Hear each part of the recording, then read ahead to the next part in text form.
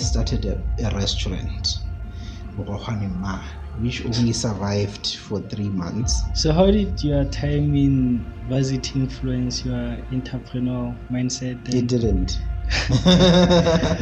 So do you feel? No, it didn't. Do you feel formal education is necessary for today's entrepreneurs? If you ask any business, small business in Lesotho, and ask them, how do people get to know about your product? They will tell you, most of them, that it's through referrals.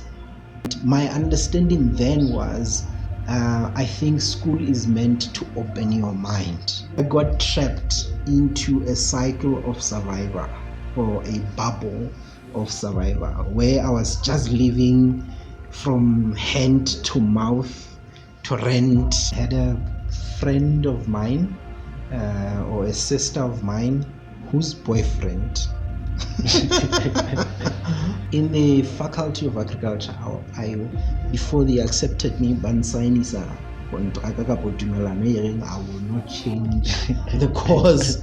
2-3 years ago, I worked for the owner of the market, and that is it's a small-minded. We are a small-minded nation. I think that's the biggest challenge. We have the mentality of bona batho ba dikgwebo be re ba tsebang ile batho ba nang le dikhefi go batho ba nang le tšhelete hae ile batho ba dikhefi hae kwana ha ntateng eo khefing ya ntateng eo. I don't know kana wa le 2000 how it's dikhefi, because they are building the businesses for survival, but they're not building them to last a lifetime or to impact the nation. So first of all, be open to learn. Be eager to learn more. I don't like school. Right? Let me just put that out there. But that does not mean I don't like education. Greetings and welcome to the 14th episode of the Reconnect Podcast and TV Show. Today we have the distinguished guest, Tumelo, Mokoena. Greetings and welcome to the podcast. Greetings to you. Can you tell us a bit about your journey and how you got into entrepreneurship? Because last time ha ne ke le kopano e nngwe ko ba metsi ke lo gore la go geta go etsa lengolo la degree ya ba le beya fatshe, then you got into entrepreneurship ya ba so tsile tsono di itse sekolo. My journey is long, man. It's very long. I don't know whether you have enough time for me to tell you my story, but I think let me start by saying, after high school, the goal is always to go to university and do your degree and then be employed and you know, what's what you are talking about who has a degree, right? So in 2008, I applied to do pharmacy at the National University of Lesotho. I had good grades in math and science and some accounts and whatnot, right? So I applied. Unfortunately, I get to but I was right? So I was shortlisted to go get any other program that I can do. And I had a friend of mine or a sister of mine whose boyfriend was doing agricultural economics, right? So she said, so my boyfriend is doing this program and it's amazing. I think you'd be a perfect fit into that, right? So I went and chose to do agricultural economics, right? So back then the practice was you just get your foot in to the course, usoka chincha in how we are pele also kena di course tse ding la ha no sa amohela how in those other courses. So in the Faculty of Agriculture, I before they accepted me, ban sign is a contract I will not change the course in October because there was what is called pre-science program, which is called PESP, right? So ka August right? So long story short, university I did BSc Agricultural Economics.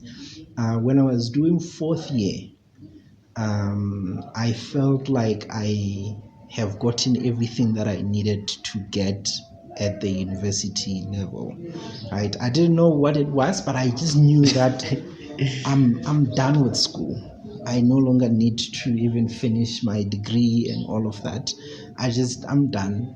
And my understanding then was, I think school is meant to open your mind, to help you see the world from a different perspective. So I was there. I got fortunate. I had people who were beside me who were pushing me to finish, but I didn't want to finish because I knew that I wanted to go into business, right? So my journey then started Ganagwe of business, right?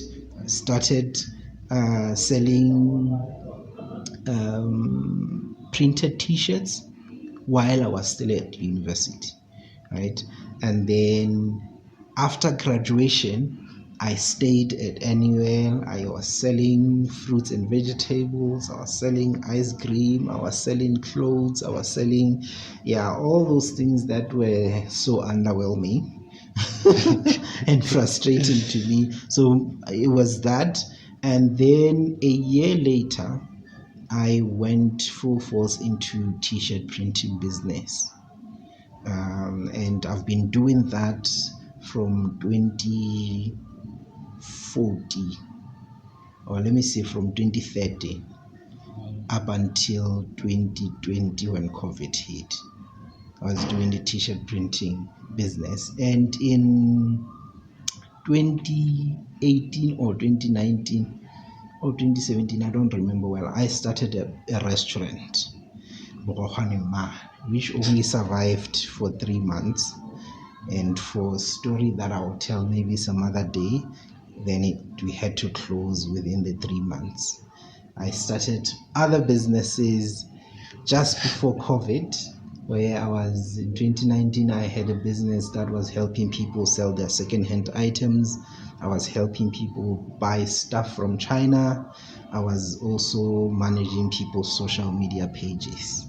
And then COVID hit, and all I had I was left with was to help people run their social media pages, and that's how I got into digital marketing.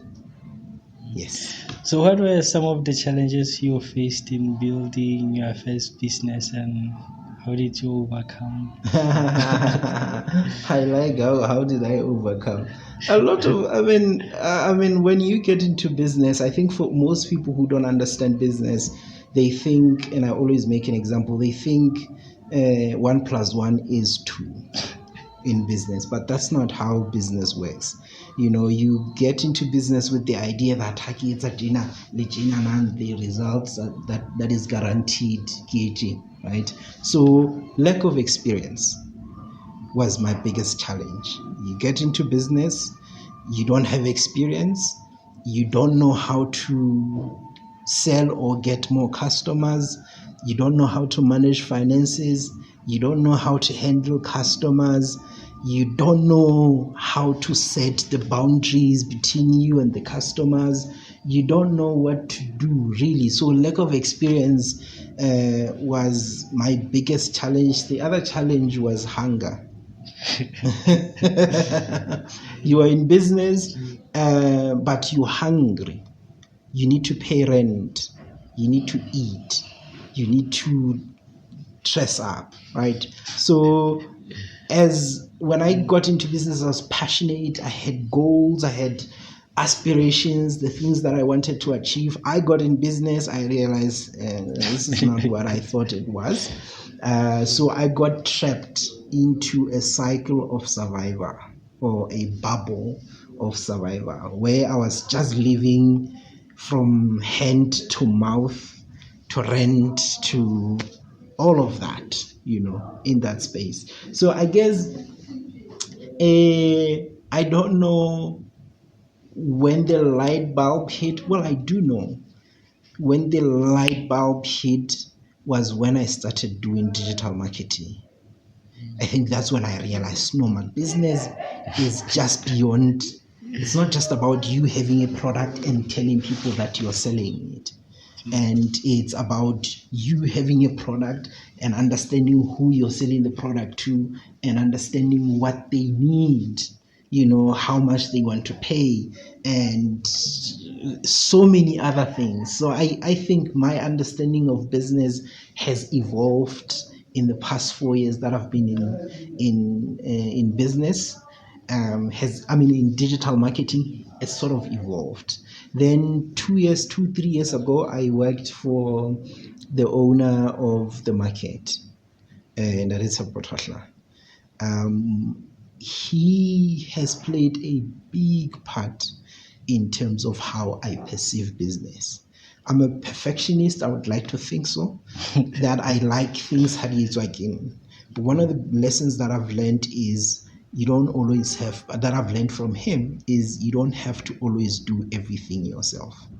You need to be able to assign different tasks to different people and focus on those that need to be done by you, right? So I know that my answers are not really directly answering your questions, but there was a lot of challenges. And with time and experience, I learned to adjust and adapt to how I perceive business and run business. You once mentioned that you help SMMEs increase their revenue without spending much on ads or agencies. Could you share some key strategies that have proven success in your experience? That's an interesting question. Like I said, I've made too many mistakes, right? So when I got into the space of digital marketing, I used to serve SMMEs, right? And I would charge 4.5, 8,000, right? So a small business, Haimon, doesn't have enough resources. They don't even have a budget for marketing.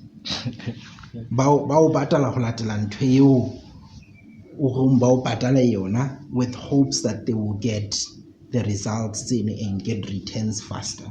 But that's not how business works. Some of these things take a bit of time and patience. By the time you're still waiting on the results to show up, the business has run out of resources or financial resources. And now they've been spending money on me that they were supposed to spend on ads, right? If you hear that statement as it is, it says, I help SMMEs harness the power of social media and proven marketing systems, right? To 10x or to grow their revenue without spending a lot of money on ads and on agencies. When I say agencies, I talk of people like me who come to help you run. And when we come to help you run, we come with a team, and therefore we need to charge a decent amount of money so that we can support the team, right? But then the challenge is we come to a business that doesn't have enough resources, right? So I then realized that there are basic principles or basic strategies of marketing that have been used across the board, that have been used around the world by big businesses that are still used to this day, right? And that don't necessarily require a lot of money.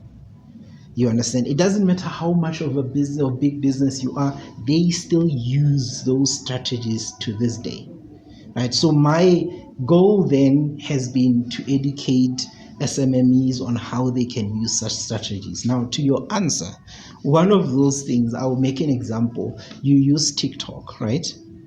every now and then, how can I TikTok? The first thing that they do, some of the things that they do, there will be a pop-up that says rate the app. Why do you think that is? Well, because batho ba qalang ba kena TikTok pele ba e sebedisa ba sheba bo di-review pele ba download.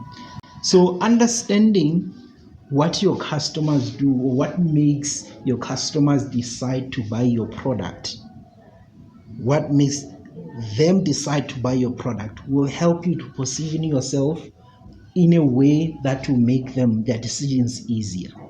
So in a case of TikTok, how we are on Apple Store or Google Play Store, of kopana TikTok for the first time. The first thing you do before you download, you already have the intention to download it, but you need the final push to end up buying or downloading the product, right?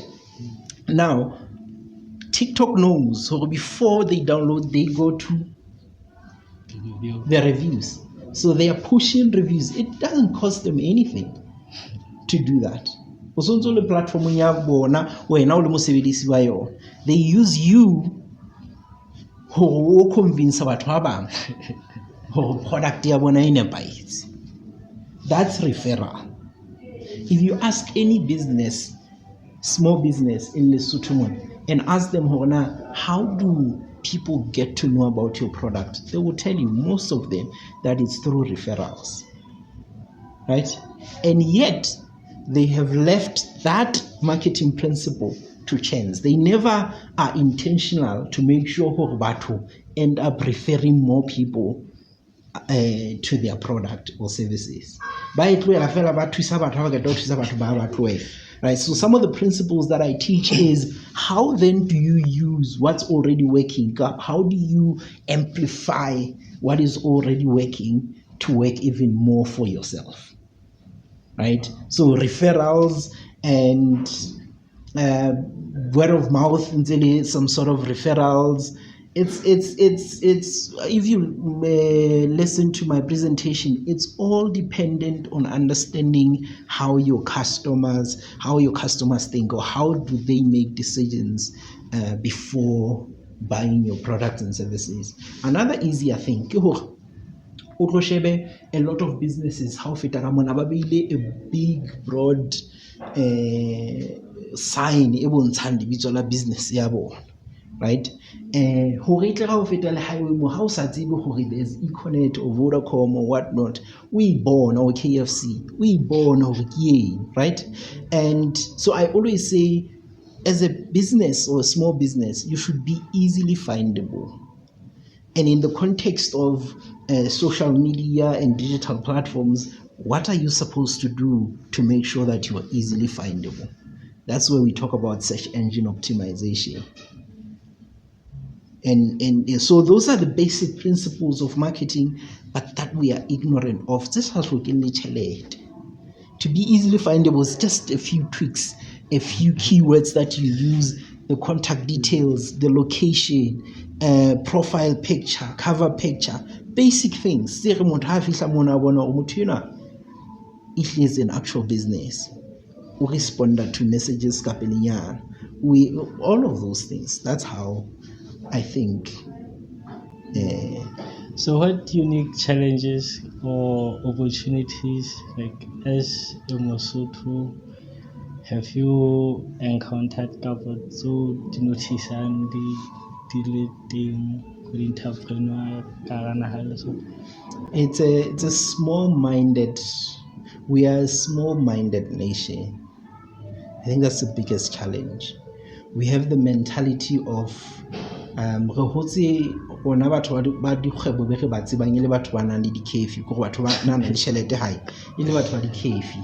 hi kwana ha ntateng eo kefing ya ntateng eo.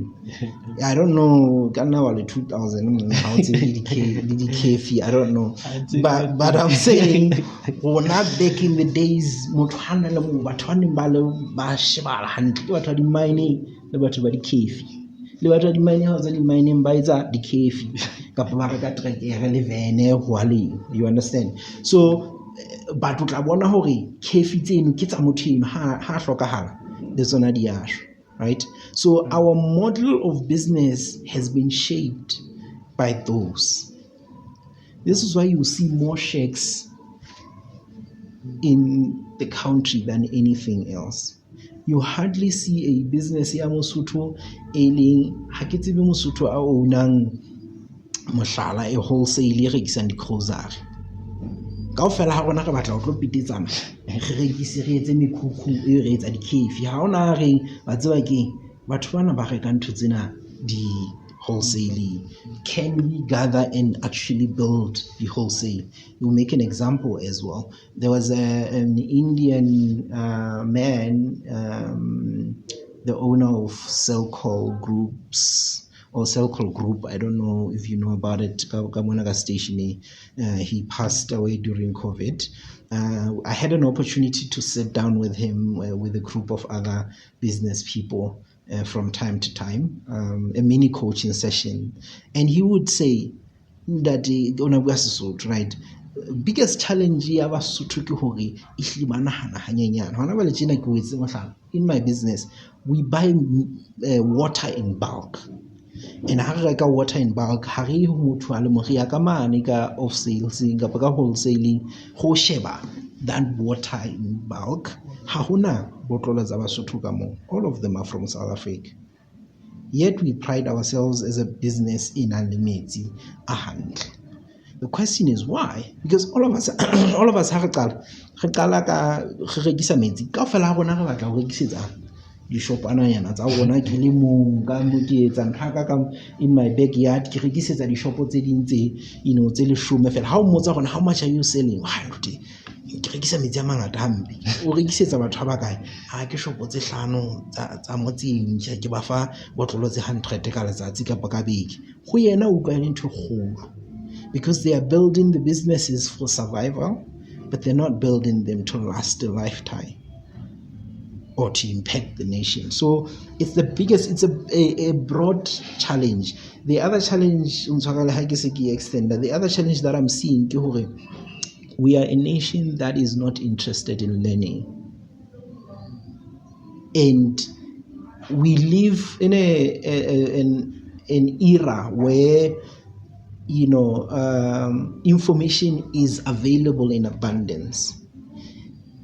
We can model after people people who are outside and build businesses that would not only be for the country but also for the continent and the rest of the world, right?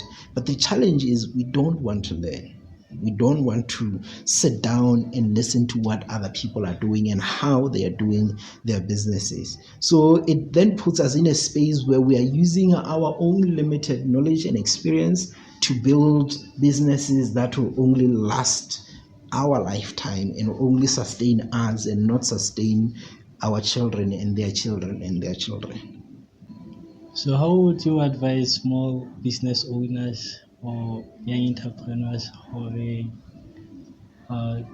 na ba ka scale up jwang ba se ke ba nagana First of all, be open to learn, be eager to learn more. I don't like school. Right, let me just put that out there, but that does not mean I don't like education, right? I don't like the concept of school where I sit down and I listen to someone throw a textbook information at me and then judge me. But I love learning from people who have experienced what I want to know. I love being guided and being coached. So I buy online courses, I attend webinars, I am part of communities that talk about my industry, right? So when you are eager and open to learning, you will understand more about your industry and your product and the data that is given through the social media platforms. That will then help you to, first of all, improve your product offering. the quality of your product and the service, the packaging and all of that, and then be able to understand the actual needs of your customers, how they want to engage with you, how they want their product to be given to them. And with that information, obviously, automatically you will know how to reach more of your customers and how to even open yourself to even markets that are beyond the environment you phelang ho yona. So how did your time in varsity influence your entrepreneurial mindset? It didn't. So do you No, feel it didn't. do you feel formal education is necessary for today's entrepreneurs? So I have two answers to that. I still think people should still go to universities. Re holetse metseng. And our mindset has been shaped by the environment we grew up in, right? If you want to think or start thinking differently, position yourself in environments that think differently, right? So people who go and experience the world, for instance, it's the whole country on its own, that one, right? You have free will, you get to experience people from different environments and cultures and families and all of that. And if you can, go outside of the country where school is seeing and learn. Like I said, the goal of education for me is to help you think differently. When you are there and have kind of figured out yourself, then you can figure out, now where do I learn dintho tse ding, right? I would not completely education is not important. Education is important. There are amazing programs business out there. There's amazing schools like Gibbs that offers brilliant courses in the business space. We still need to learn all of those things. But beyond the formal setting, yaskolo, we need to understand that now we can learn practical education about business online, right? So I am more now of an advocate for mentorship. I'm an advocate of coaching programs and guidance, because when you are coached, maybe I'm biased because now I'm a coach. When you are coached by someone who has walked the journey, you tend to make less mistakes and you actually make more progress, because in a space where you are afraid to start, they can tell you you can start. Like, I'm looking at you now with the resources that you are using. You'll be in the position to tell someone, I can't start. When we were starting, this is how we started. And it's okay to start there. That education, you don't find it at school. You find it through experience. And most of the time, you can find it through the people that have walked the journey with you. You understand? So balance the formal school plus the other sources of education and information outside of the scope school. I don't go to any school to get the certificate. I don't care about certificates. However, I'm in a place where I don't care whether you give me a certificate or not. As long as I've learned what I wanted to learn, I'm good. I don't go around the customer they always say, what have you done? Who have you worked with? What can they say about you? That is all they want. No one has asked me. They don't know what they're talking about. Yeah.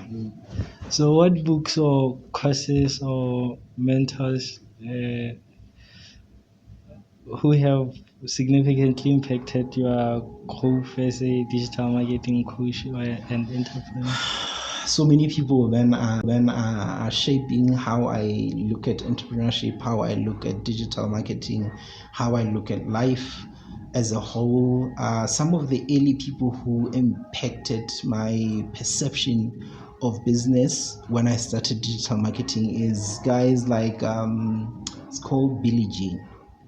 When you go on social media, he says Billie Jean is marketing. And there is a guy called Pen June. It's Peng. June is Joon, I think. Yes.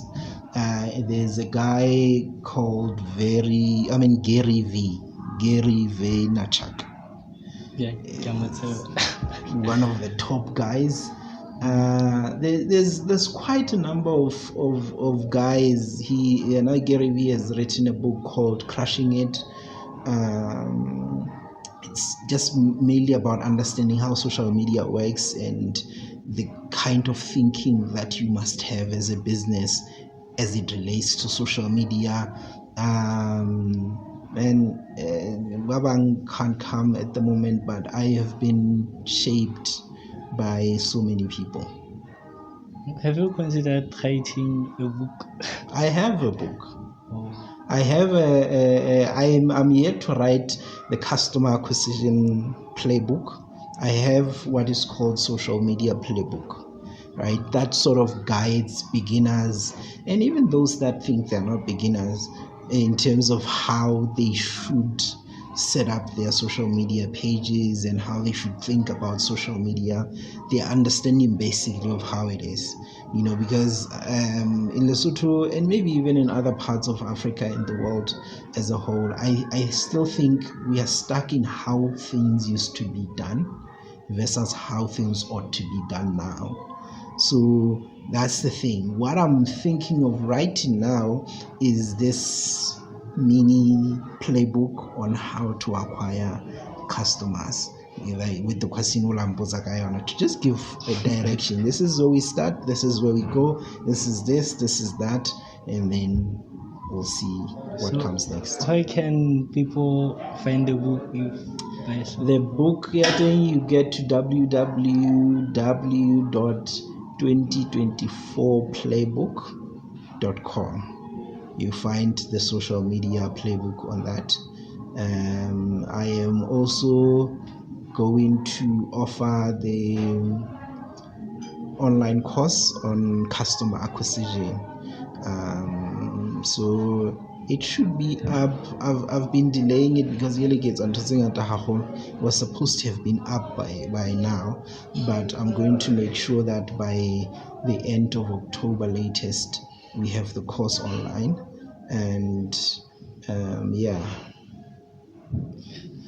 So what's your vision for the future of businesses and digital marketing space in Lesotho? My vision is not so much of on the digital marketing space, but it's just the business space as a whole in the country. I dream of Lesotho that has people that build businesses that not only satisfy their personal needs but also touch the country as a whole. I dream of Lesotho that has young people who are not afraid to take big risks, right? To go after, projects that are worth billions and build them from here and release them into the world. But more so in the digital marketing space, I would like to see both corporate Lesotho and the small businesses to actually start embracing technology and embracing the digital platforms, right? And pushing towards giving customers experience in relation to social media and other digital platforms. Because the truth is, we spend more time on social media than we do on other platforms, right? Every day you wake up, you're on the phone.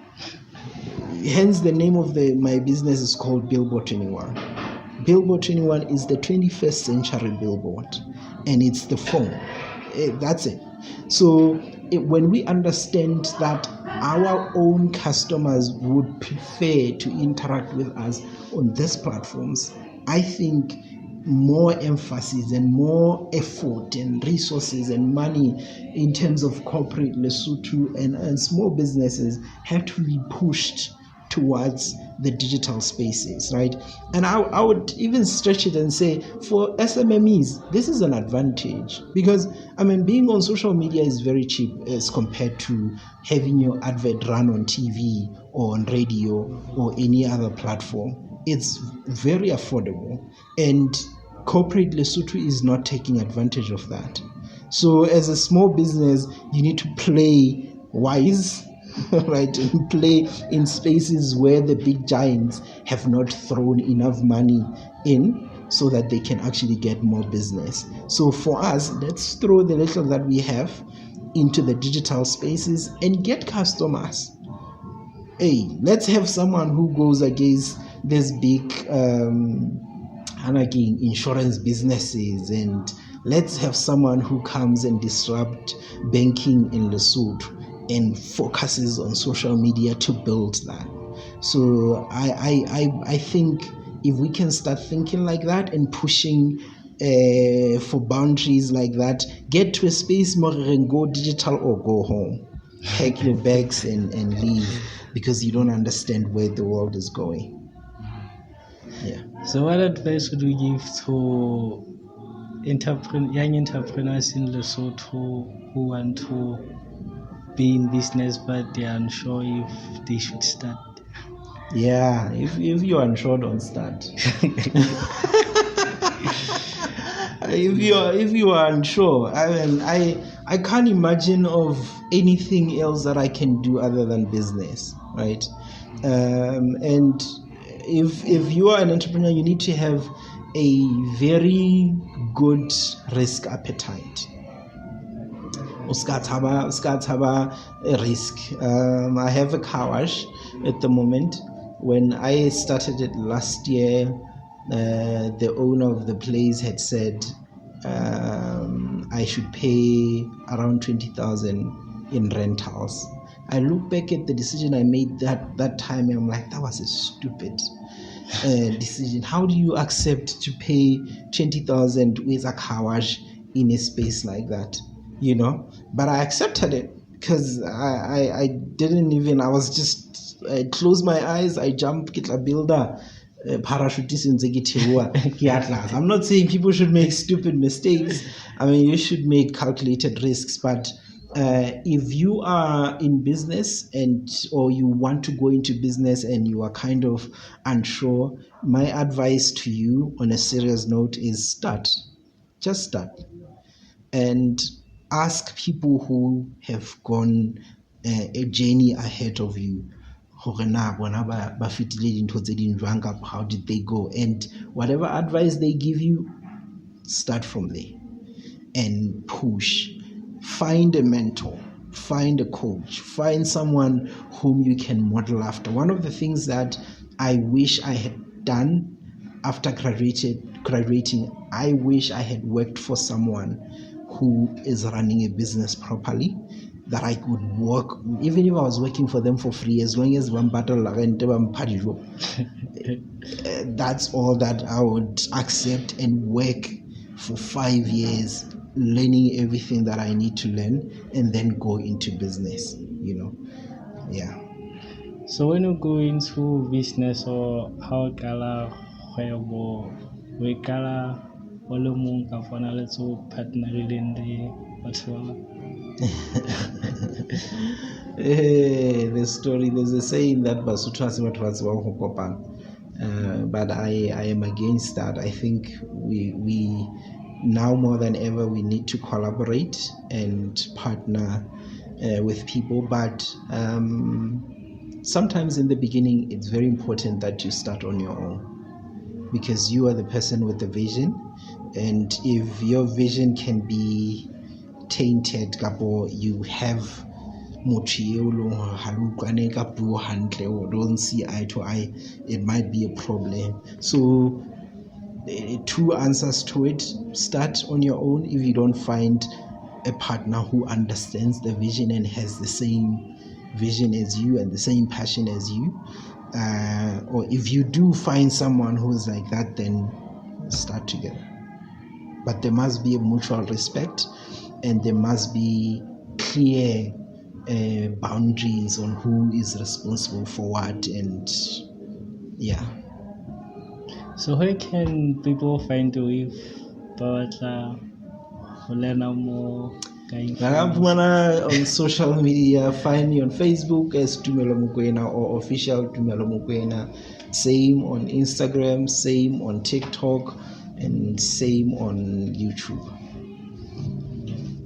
Well, thank you so much for being on the Reconnect Podcast and TV Show. Is there anything else you would like to share? So one of the things that I'm starting and launching in October is a coaching program. I'm actually starting a community of entrepreneurs. I think, entrepreneurs are some of the loneliest people ever, right? And if you want to walk the journey and find people who at least can relate to the struggles that you have, you need to join some sort of a community. So I'm starting a community that is called Jungle Masters. So Jungle Masters is, as it is, the world of entrepreneurship is the jungle. So we are masters in that jungle. So the main goal is for me to offer coaching on how to acquire customers and actually help you in terms of how to implement the plan to acquire customers for each business. But the biggest part of it is more of a community where we can support each other, can encourage each other, and can walk the journey together. I'm already thinking about the space that we're at. I'm like, okay, maybe I should bring the first session here. We sit down, we have coffee, we talk about business and talk about the challenges that we have, and then plan ahead. Where do we want to go? How do we get there? And stuff like that. So that's the thing. Coaching program.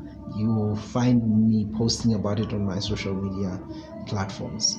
Wow, that's really fantastic. It's great news indeed. And thank you, sir. Thank you, Nate. Thank you. Let me just also say I do like what you are doing.